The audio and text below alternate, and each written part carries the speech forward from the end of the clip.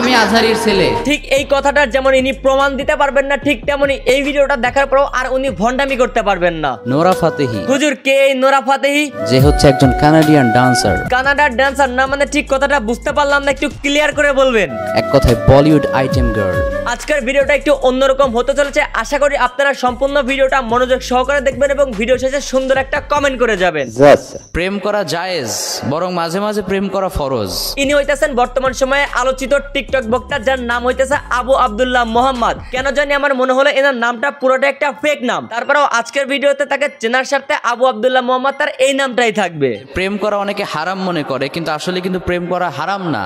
ইনি হইতেছেন একমাত্র ইসলামিক বক্তা যিনি কিনা নুরা ফাতেহি এবং হলিউডের শাকিলাকে চেনে। ইনি হইতেছেন এমন একজন ইসলামিক বক্তা যিনি শুধুমাত্র যুবক এবং যুবতীদের মনে জায়গা করে নেওয়ার জন্য প্রেম প্রীতি নিয়ে ভুয়া পথা তৈরি করেন। ইনি হইতেছেন এমন একজন ইসলামিক বক্তা যিনি কিনা মিজানুর রহমান আজহারিকে কপি করে তার সম্মান নিয়ে ট্রাই করতেছে টিকটকে গিয়ে। ইনি এমন একজন ইসলামিক বক্তা যিনি প্রেমকে হালাল করেছেন এবং কি নিজেরও গার্লফ্রেন্ড রয়েছে। ইনি এমন একজন ইসলামিক বক্তা যিনি দেশের সকল থার্ড ক্লাস বিষয়বস্তুর উপরে নজর রাখেন এবং সেগুলো নিয়ে মাহফিলে আলোচনা করেন। ভাই ইনি এমন একজন ইসলামিক বক্তা যিনি কিনা গান বাজনাকে হালাল হিসাবে ফতোয়া দিয়েছেন। আপনি জানলে অবাক হবেন, ইনি এমন একজন ইসলামিক বক্তা যে কিনা মেয়েদেরকে ডান্স করা হালাল বলে ঘোষণা দিয়েছেন। ভাবতে অবাক লাগে, ইনি এমন একজন ইসলামিক বক্তা যিনি কিনা তার টিকটক ভিডিওর ব্যাকগ্রাউন্ডে মিউজিক বাজিয়ে মোটিভেশন দেন টিকটকে গিয়ে। ভাই ইনি এমন একজন ইসলামিক বক্তা যিনি কিনা মাহফিল স্টেজে বসে শাহরুখ খানকে উপদেশ দেন। সর্বশেষ উনি একজন মুখোশধারী আলেম হবার ট্রাই করতেছেন, যার কারণে প্রতিনিয়ত তিনি মিজানুর রহমান আজহারিকে কপি করেই যাচ্ছে।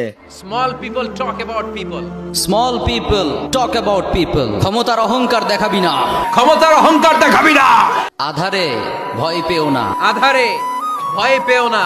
এমন ওরা বেশ কিছু কপি ওয়াজ আমার কাছে রয়েছে যেগুলো আপনাদের বিরক্তির কারণ হতে পারে, যার জন্য আমি আপনাদেরকে দেখালাম না। কিন্তু একটু লক্ষ্য করে দেখেন, একজন দেশ থেকে বিদেশে গিয়ে নিজেকে লুকিয়ে দেশের এবং ইসলামের জন্য কাজ করে যাচ্ছেন, অন্য আরেকজন আবার সেই ব্যক্তির লেওয়াজ ধরে উপর দেশ এবং দেশের মানুষ সহ ইসলামেরও ক্ষতি করে যাচ্ছে। কিন্তু আমি কিন্তু বলছি না ওয়াজ কপি করা কোনো খারাপ কাজ। আবার মাঝে মাঝে লক্ষ্য করলে দেখা যায় এমন টাইপের কিছু বক্তাকে নাকি বর্তমানে মাহফিলের প্রধান বক্তা হিসেবে দাওয়াত করা হচ্ছে। এই যে আমাকে আপনারা প্রধান বক্তা বানিয়েছেন, ইনি মিজানুর রহমান আজহারিকে কপি করে উল্টাপাল্টা প্রেম বিষয়ে ফতোয়া দিয়ে নিজের গার্লফ্রেন্ড আর নুরা ফাতেহিকে নিয়ে আলোচনা করে বক্তা হয়ে গেলেন। কিন্তু ওইদিকে তাকিয়ে দেখেন আপনার এলাকায় রয়েছে যিনি ইসলাম নিয়ে চর্চা করেন, ইসলামিক স্কলারশিপ প্রাপ্ত, এমনকি হাজারো জ্ঞানীগুণী বক্তা রয়েছেন আমাদের চারিপাশে, যাদের ওয়াজ শুনে আমরা আমাদের জীবনকে ইসলামের আলোকে গড়তে পারি। তাদেরকে তো আমরা মাহফিলের প্রধান অতিথি পরের কথা, মাহফিলের দাওয়াত অবধি করি না। আমরা তো ভাই ট্রেন্ডিং পাগল, যাকে আনলে শ্রোতা বেশি হবে, যাকে আনলে কালেকশন বেশি হবে, যাকে আনলে আপনার আমার প্রেমকে বৈধ বলে স্বীকৃতি দেবে, যাকে আনলে আপনার হারাম কাজকে হালাল হিসেবে স্বীকৃতি দিয়ে যাবে, তাকেই তো আমরা মাহফিলের প্রধান অতিথি হিসেবে দাওয়াত করব, তাই না?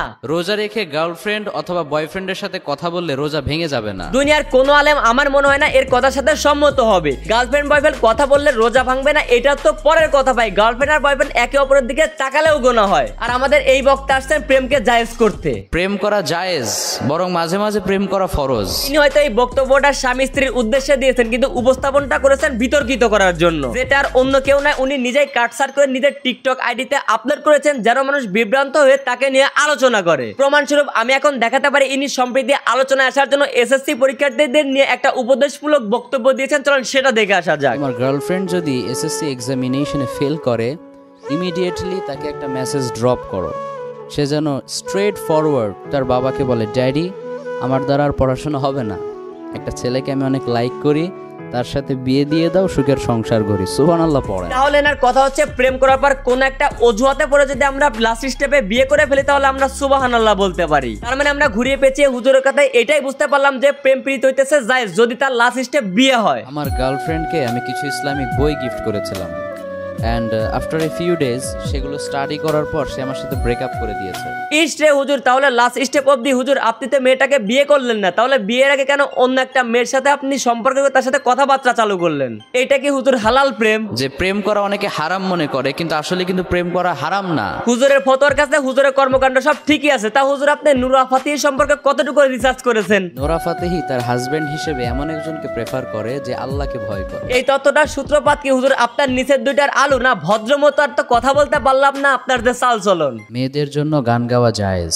এখন ভাই আপনারা বলেন এই যে কথাটা বললো এটা স্বামী স্ত্রীকে উদ্দেশ্য করে বলেছে কিন্তু পাবলিক এটাকে বিতর্কিত করেছে। ভাই আপনার উদ্দেশ্যে বলতেছে যিনি এই প্রশ্নটা করবেন আমাদের এই ভণ্ড হুজুর তার কথাগুলো ঘুরিয়ে পেঁচিয়ে কাটসাট করে নির্দিষ্ট টিকটক আইডিতে আপলোড করেন বিতর্কিত হওয়ার জন্য। এখন দ্বিতীয় কথা হইতেছে উনি যদি স্বামী স্ত্রীর ক্ষেত্রে এই কথাটা বলে থাকে তাহলে আপনি প্রমাণ করতে পারবেন তো যে স্বামী স্ত্রীর জন্য ড্যান্স করার গান বাজনা করা হালাল? মেয়েদের জন্য ড্যান্স করা জায়েজ। আচ্ছা ওইগুলা বাদ দেন, ইনি কিন্তু বর্তমানে আমাদের দেশের থার্ড ক্লাস সব নিউজ সম্পর্কেও আলোচনা করেন মাহফিলে গিয়ে। মাহিয়া মাহির আর তার হাজবেন্ডের আবার ডিভোর্স হয়ে যাচ্ছে। আবার কোন মেয়ে 18 ভরি স্বর্ণ নিয়ে বিটিএস এর কাছে পালিয়ে যাচ্ছে সেটাও কিন্তু তার মাহফিলে আলোচনার মুখ্য বিষয়। বিটিএস এ যোগদান করার জন্য একটা মেয়ে 18 ভরি স্বর্ণ নিয়ে বাড়ি থেকে বের হয়ে গেছে। দোয়া করি হুজুর বিয়ের পর যেন আপনার বউ এভাবে আপনাকে ছেড়ে পালিয়ে যায়। আমি জীবনে বিয়েই করব না। জানি তো আপনি বিয়ে করবেন না, ওই যে বেহাপনা ডে গুলোতে আপনি আপনার গার্লফ্রেন্ডের সাথে ডে গুলো পালন করবেন, যেমন চকলেট ডে। আমিও কিন্তু আপনাদের জন্য চকলেট নিয়ে আসছি, চকলেট ডে। এতক্ষণে পুরো ভিডিওর মাধ্যমে হয়তো আমি আপনাদেরকে বোঝাতে সক্ষম হয়েছি যে ইনি আসলে বক্তা নয়, বক্তা নামের একটা ভাইরাস। ভাই আপনি যদি আপনার এলাকায় একটু ভালো মতো খোঁজ খবর নিয়ে দেখেন তাহলে দেখবেন এর থেকে অনেক ভালো বক্তা রয়েছে যারা কিনা ইসলামের স্কলারশিপ প্রাপ্ত এবং ইসলাম সম্পর্কে ব্যাপক জ্ঞান অর্জন করেছেন। তাদেরকে দিয়ে আপনাদের এলাকার মাহফিলগুলোতে ওয়াজ করেন, এইসব ভাইরাসকে বাদ দেন। এটা এমন একটা বক্তা, আপনাদেরকে চলেন একটা উদাহরণ দিই। এই বক্তা নামক ভাইরাস আমার তথ্য অনুসারে একটা মাত্র মাহফিলে প্রধান অতিথি হিসেবে দাওয়াত পেয়েছিল, যার কারণে ওই মাহফিলের পেছনের ব্যানারে প্রধান অতিথির জায়গায় তার নামটা লেখা ছিল। আর সেই ব্যানারের নামটাকে সে তার নিজস্ব মোবাইলে নিজে ওয়াজ করা বাদ দিয়ে ভিডিও করে টিকটকে গিয়ে আপলোড করেছে ব্যাকগ্রাউন্ডের মিউজিক সহ। এখন এত সবকিছু বলার পর আর বোঝানোর মতো কিছু থাকে না। দেখেন ভাই সচেতন করার দায়িত্ব কিন্তু আমার, কিন্তু সবকিছু দেখে শুনে বুঝে শুনে সচেতন হওয়ার দায়িত্ব কিন্তু আপনার। ভিডিও শেষ করতে হচ্ছে, ভিডিওর কোনো পার্ট যদি আপনার মনে একটু ভালো লেগে থাকে তাহলে আমার চ্যানেলটা সাবস্ক্রাইব করতে পারেন। আপনার একটা সাবস্ক্রাইব আমার হাজারো ভিডিও বানানোর অনুপ্রেরণা। 5G গতি সম্পন্ন ইউটিউব বয়। আজকের ভিডিও এ পর্যন্তই। ভিডিও কেমন লাগলো কমেন্ট করেন, ভালো লাগলে লাইক করেন, পেজ হলো ফলো করেন, ইউটিউব চ্যানেল অবশ্যই সাবস্ক্রাইব করেন।